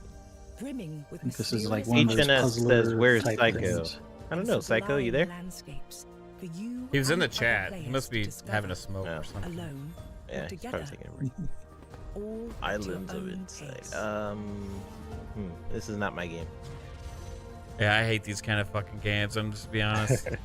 As a seeker, you'll set Like off I'll be on a fine with it and journey chill, and then I'll get like stuck in one That's part, the first one. and I'll just stop. Wait, is this like Talos Principles or whatever that was called? That was the first Dragon Quest game. Yeah, No. it's coming to Talos- PC. No. The first one's coming to PC? Yeah, Yes. Wow, why would they put the first one? that's what I said. So- Okay. What's this? I was like, what the heck? I said Talos Principles. You guys said Dragon Quest. Like It's having two a puzzle game. It's called Islands of Insight. Islands of Insight. Kind of looks like Beautiful realm of tranquility and adventure. Immortal Phoenix Rising. Orange Cat says another disappointing Xbox release. What are you fucking talking about? This is like, this is is this I take it back. Xbox? This looks interesting. No, this is PC. Yeah, I don't know what you're talking about, Orange Cat. It's when you like so console worry that you just make up random shit like, oh look at this. If anything, he's talking about. If anything, he's talking about Banishers because that was an Xbox trailer, but that game's coming to everything. So Yeah. I don't know. Oh, That's weird. another disappoint. Oh, that's what you said. It's like when you're The bad. heck? It's when you're a console warrior, but you're so bad at it that you don't make any damn sense. I got a chat for you, buddy. Lisfanga, the time shift warrior. It's literally on everything. So you're just saying you just don't like the game, which is fine. No. This game's coming to PC for $25. Lisfanga. Oh, he's just trolling. That's another me. I look good. Lisfanga. Oh, you're just trolling. Okay. I You're. again, but with I mean, another you're kind of new new in chat, so sometimes we know who's trolling and who's not. Maybe I just haven't seen it. But welcome. Is he new in chat though? Because I think that might be someone else. But What name? Garfield? I don't know. Maybe I just haven't. I don't know. Is it Garfield or Heathcliff? I will become lead. no, It's, you know, there's Tabby. those people in chat that like make a bunch of accounts like Refudge and stuff. Onwards. Oh, okay. I can feel that there are more. Yeah. That game looked really didn't look bad. Diablo-y. Was that multiplayer? Just, I think it's just PC single player. Oh, This one is Ultros, PS4, PS5, and PC. This is fucking trippy ass game, bro. $24.99, oh, sure. and it comes out Tuesday as well. And only on Psycho's PS5 finally like some game or- captured what I see in my everyday life. This is Psycho- like they captured my DMT trip, bro. Wow. Psycho, did you ever play The Great Escape?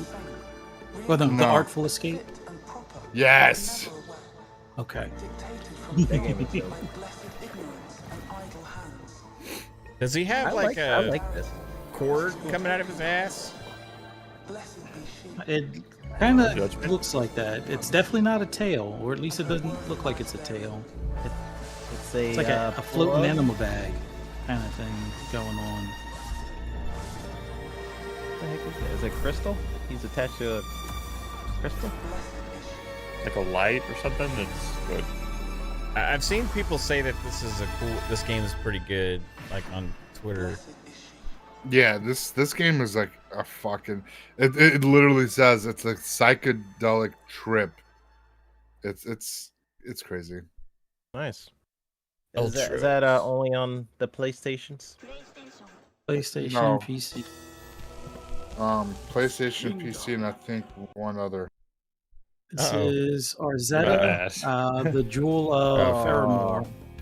This is a limited Yeah. run for PS4 and 5, Xbox One, Series X and S, Switch and Uh-huh. PC.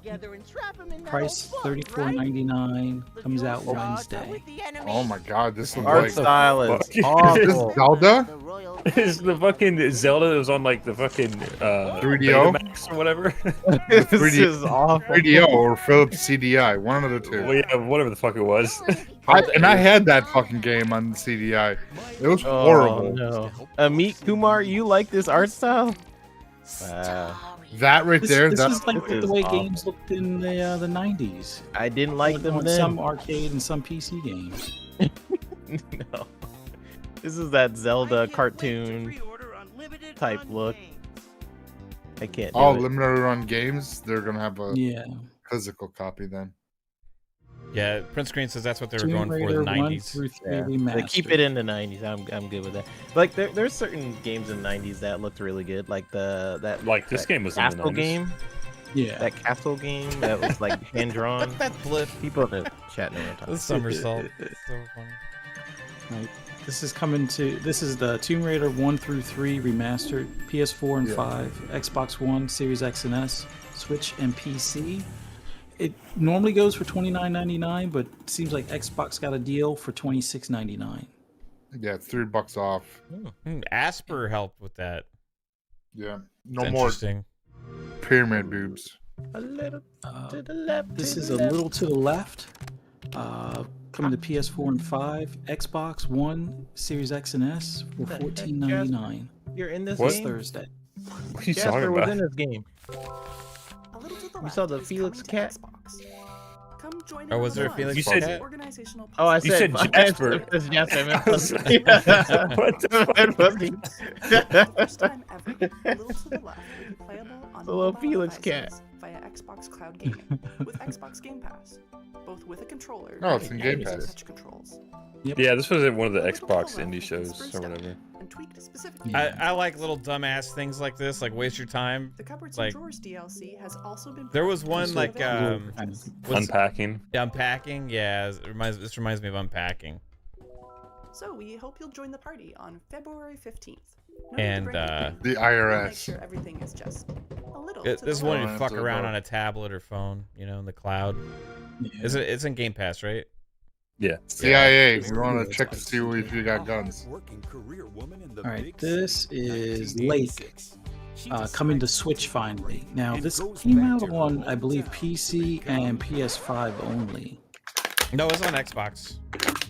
Yeah, it was Oh, in it Game is. Pass. Okay. Yeah. I thought it was on Xbox as well, but for whatever reason, Game Informer only lists PS4 and 5. Tax. That's Imagine that. that's paid tax. But yeah, Kate actually played this. She loves this game. There's actually a DLC that came out with too that was that she played through. Season's Greetings. Yeah, Season's Greetings DLC. Yeah. I think she and some of them didn't beat it, but she was starting to like it. Yeah. better. You like take over your dad's like mail route or some shit. Meredith might even change a few lives, including her own. And Whoa. Yeah. If you're Is that a lake? if you're a What if she kept middle-aged going woman straight? looking to find yourself, play Lake. You may not want to say. Hopefully, Kate's not watching. Straight up. PS4 and 5, Series X and S, Switch, Thursday for $19.99. It was like Overcooked, but the rip-off Kinda, yeah. version. Yeah. Pretty much. Overcooked resulted in some arguments. Overcooked can fucking suck my balls, dude. Like that game gets so ridiculously hard at times.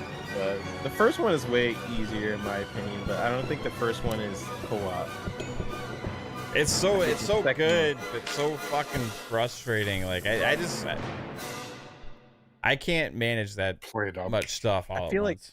I feel like you would do better in the first one because the second one they start adding mechanics like you can throw the food and I don't know. It just gets more chaotic. I mean, you're asking me to multitask like that. This is what, Friday? Yes, this comes out Friday. Mario vs. Donkey Kong coming to just the Nintendo Switch for $49.99. I played the shit out of this on the Game Boy Advance back in the day. You're supposed to stay on the burgers. Mario to track him down. The lettuce. Those are the type of fights I would have. This ain't Burger Time, 3-bit. I love Burger Time, bro. I played it on my television so much when I was a kid. And action are vital to your success. Oh, I just lost Mario connection. needs to reach the key. Okay. Can't quite cross the gap. We'll get you back in here. Yeah, you're right, Sousa. But I play on skirmish mode against the PC and put the PC on easy till I get good enough to put the PC, the AI on medium. So I kind of like, I play like a turtle player, you know? I'm not doing too much shit at once.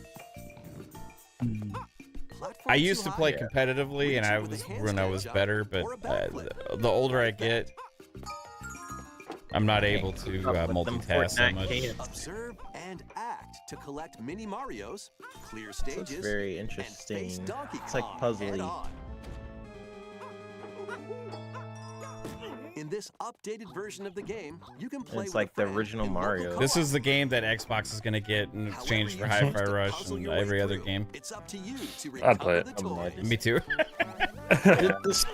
This looks like something that Microsoft should have in their mobile store. February 16th. Like day one. Begin today on Nintendo eShop. Yeah. You think All that right, they're gonna this start? last one is Skull and Bones. Oh, it's happening? PS5, Series X and S. Stadia is still listed for some reason, even though it doesn't technically exist, and PC. I don't know why they decided to list So it. weird to see this. Well, like, they have Ubisoft Plus still, so just because. Yeah.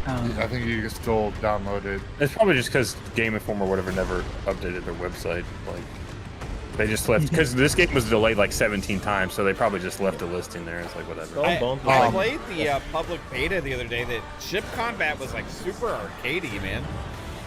It was not like I was expecting. Yeah, my brother liked it. The Steelbook edition is available tomorrow, and then the standard edition comes out Friday. Yeah, Skull and Bones was like the first game when I worked at Ubisoft that I touched, and it was like nothing like what it is now. 3 days early. Completely. It's quadruple A, guys. Yeah. It better be. That's what Eves Guillermo says. That's what he said. A. I'm like, all right. Was that it? Yep, that's it. Yeah. It was a flickers for I don't know why it's doing that. It's like PlayStation. I try to pause it, it doesn't even pause. That's fucking crazy. Anyway, well, it's a pretty solid week. Skull and Bones, I'll try in Ubisoft Plus. Anyway, holy shit. Yeah, it's gonna be. We got a fun week ahead, guys. Tomorrow we're gonna have Fun Pop, 10 p.m. Eastern time, and we'll go. We got a lot to talk about there because Deadpool and Wolverine and all that awesomeness. But lots of other things to catch on my Halo show. So tomorrow night, 10 p.m. Eastern time, Fun Pop. But yeah, Thursday. This is going to be a fun place to be if you like our content. Come hang out here for all that stuff. But let's get everybody out of here as quickly as we can. 3-Bit, where can everybody find you, sir? Everyone can find me on this show every Monday, 10 p.m. Eastern time. Tomorrow on Fun Pop, where we talk about Wolverine, all the stuff that Matt just said.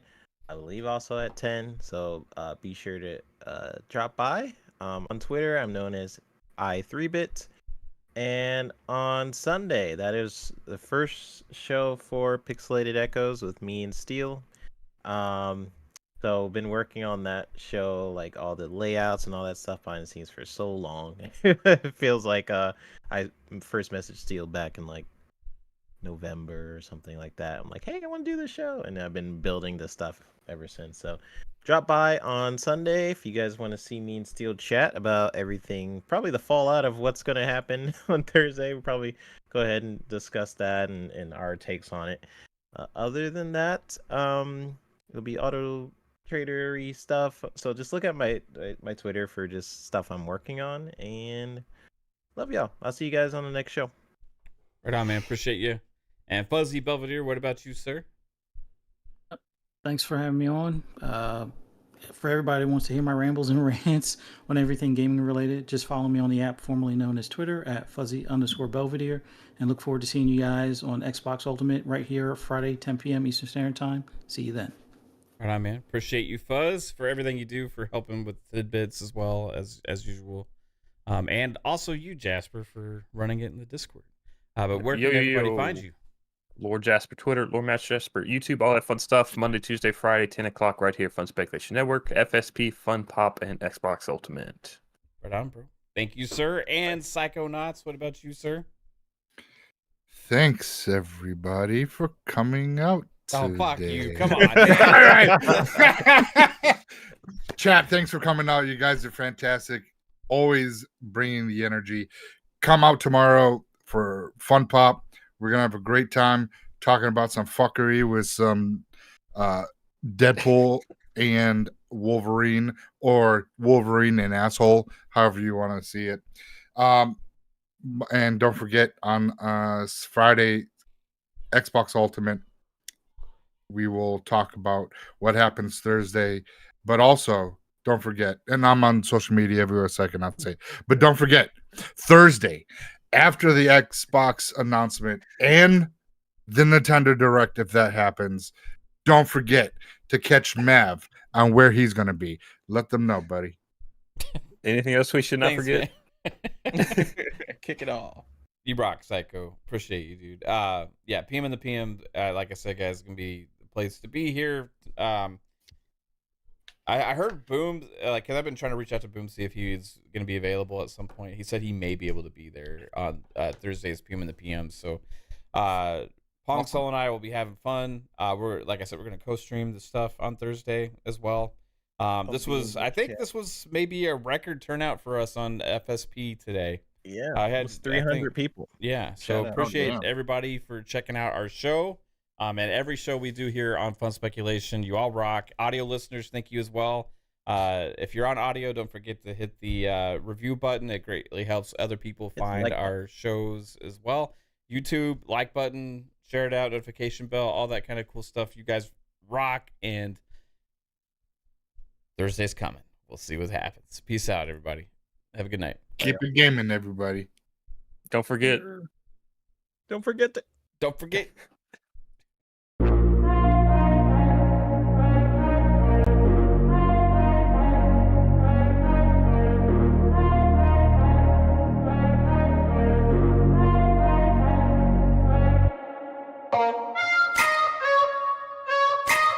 Oh.